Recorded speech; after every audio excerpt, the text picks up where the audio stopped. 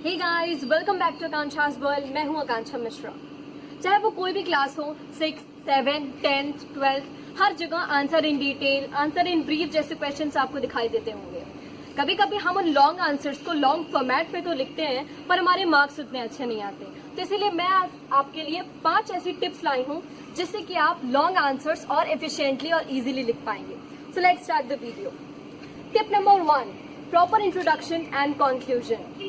हमारा कोई भी आंसर हम चाहे जितना अच्छा लिख लें, जब तक वो एक स्ट्रक्चर्ड फॉर्म में नहीं होता है तब तक उसमें कोई बात नहीं होती है। इसलिए आप कोई भी आंसर लिखें तो उसको स्ट्रक्चर्ड फॉर्म, मतलब कि प्रॉपर इंट्रोडक्शन दें, बीच में आपका आंसर, उसके बाद आप कंक्लूजन लिखें। अब बात आती है कि प्रॉपर इंट्रोडक्शन कैसे लिखें। जरूरी नहीं कि अगर आपसे कोई लॉन्ग आंसर पूछा गया हो या कोई आंसर इन डिटेल पूछा गया हो तो उसके लिए आप 10 लाइन का इंट्रोडक्शन या 10 लाइन का कंक्लूजन लिखें। इसके लिए आप 2 से 3 लाइन का लिख सकते हैं इंट्रोडक्शन और 1 से 2 लाइन का कंक्लूजन। अगर आपका आंसर बहुत ही ज्यादा बड़ा है, जैसे कि 3 से 4 पेज का है फॉर हायर क्लासेस, फिर आपका इंट्रोडक्शन भी थोड़ा सा बड़ा होना चाहिए और थोड़ा सा ब्रीफ होना चाहिए। और हमारा कंक्लूजन 2 से 3 लाइन का हर आंसर के लिए परफेक्ट है। ये थी हमारी टिप नंबर 1 कि कोई भी छोटे से बड़ा आंसर लिखिए, उसको स्ट्रक्चर्ड फॉर्म में प्रॉपरली इंट्रोडक्शन, बॉडी, फिर कंक्लूजन लिखिए। आप देखेंगे कि आपके आंसर में कितनी बड़ी डिफरेंस आएगी। उसके बाद आता है सेकंड टिप, बी कंसिस्टेंट। हमारी क्या आदत है, बस हमने जैसे ही देखा आंसर इन डिटेल या आंसर इन ब्रीफ, हम शुरू हो जाते हैं और बस सोचते हैं कि कितने से कितने ज्यादा शीट्स ले लें और बड़े से बड़ा आंसर लिख लें और हमारा टीचर तो खुश हो जाएगा। पर ऐसा नहीं होता है। आप कभी भी लॉन्ग आंसर लिखें तो उसमें कंसिस्टेंसी बहुत इंपॉर्टेंट होती है कि आप जितना पूछा गया है सिर्फ उतना ही लिखें। इससे क्या हुआ, एग्जामिनर को भी आसानी होती है आपके आंसर पेपर को इवैल्यूएट करने के लिए। तो कंसिस्टेंसी बहुत ही जरूरी है। ये नहीं कि बस लॉन्ग आंसर है तो उसे बड़ा ही लिखिए। आंसर के हिसाब से अपनी वर्ड लिमिट आप खुद ही सेट कर सकते हैं। Tip number 3, read the question properly and answer what is asked. कभी कभी क्या होता है, हम पूरा क्वेश्चन ही नहीं पढ़ते हैं। मान लिया पूछ लिया गया, what was the hand of Mahatma Gandhi in non cooperation movement.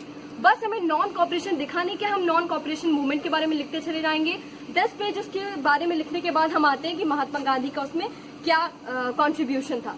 तो क्वेश्चन को अच्छे से पढ़िए। क्वेश्चन आपसे नॉन कॉपरेशन मूवमेंट को एक्सप्लेन करने के लिए नहीं बोल रहा है। क्वेश्चन आपसे पूछ रहा है कि महात्मा गांधी का क्या उसमें कंट्रीब्यूशन था और क्यों उन्होंने नॉन कॉपरेशन मूवमेंट स्टार्ट किया था। तो ऐसा इंट्रोडक्शन आप लिख सकते हैं नॉन कॉपरेशन मूवमेंट के बारे में, लेकिन आप बेसिक आपको क्या लिखना है कि महात्मा गांधी का क्या कंट्रीब्यूशन था। तो ये इंपॉर्टेंट है कि आप क्वेश्चन को अच्छे से समझें, क्वेश्चन को इवैल्यूएट करें, उसके बाद आप अपना आंसर परफेक्ट वर्ड लिमिट में लिखें।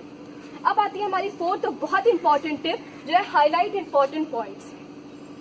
आप कितना भी बड़ा आंसर लिखें, जब आप उसके पॉइंट्स को हाईलाइट कर देते हैं तो एग्जामिनर पहली बात बहुत खुश हो जाता है, दूसरी बात उसके इवैल्यूएशन में और आसानी हो जाती है। क्योंकि मान लिया हम लिख दिया non cooperation movement was launched by Mahatma Gandhi in 1920, तो उसके लिए आसानी हो जाएगी अगर आप 1920 और Mahatma Gandhi non cooperation movement ऐसे इंपॉर्टेंट पॉइंट्स को जब आप हाईलाइट कर देंगे या अंडरलाइन कर देंगे तो एग्जामिनर को तुरंत वो इनसाइट देखेगा, क्या non cooperation movement 1920 Mahatma Gandhi, और उसे आंसर समझ में आ जाएगा कि जो बच्चा है, स्टूडेंट है, उसे आता है आंसर और उसे पता है कि हमारा जो वे ऑफ प्रेजेंटेशन है वो कितना अच्छा है। अब आता है हमारा 5th, जो कि बहुत इंपॉर्टेंट पॉइंट है, राइट नीटली।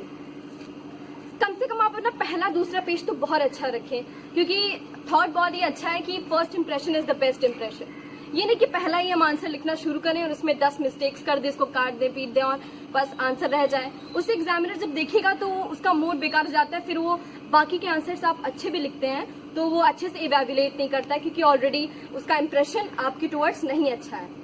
तो कम से कम पहला दूसरा पेज तो आप नीटली लिखें ही, और कोई मान लिया मिस्टेक हो जाती है तो उसको ऐसे राउंड करके पूरा मतलब बुरी तरीके से काटने की जरूरत नहीं है। आप एक लाइन ऐसे खींच देंगे, एक काट देंगे तो ऑलरेडी उसको समझ में आ जाएगा कि ये गलत है। इससे आप कहीं गलती भी करते हैं छोटी मोटी तो वो हाईलाइट नहीं होती है, और अगर आप उसको पूरा कलर कर देते हैं, वो कर देते हैं, व्हाइटनर यूज कर लेते हैं, तो एक तरीके से वो गलती पूरे पेपर में हाईलाइट हो जाती है और हमारा इंप्रेशन बेकार हो जाता है। तो ये थे मेरे बहुत ही इंपॉर्टेंट पॉइंट्स, जिसमें से सबसे इंपॉर्टेंट है कि आप कैसा भी आंसर लिखें, आपको आ रहा है या नहीं आ रहा है, आपकी हैंडराइटिंग अच्छी होनी चाहिए, आपको साफ सुथरा लिखना है। So thank you for watching my video. I hope कि आपको ये सारी टिप्स बहुत ही अच्छी लगी होंगी। Thank you, have a good day.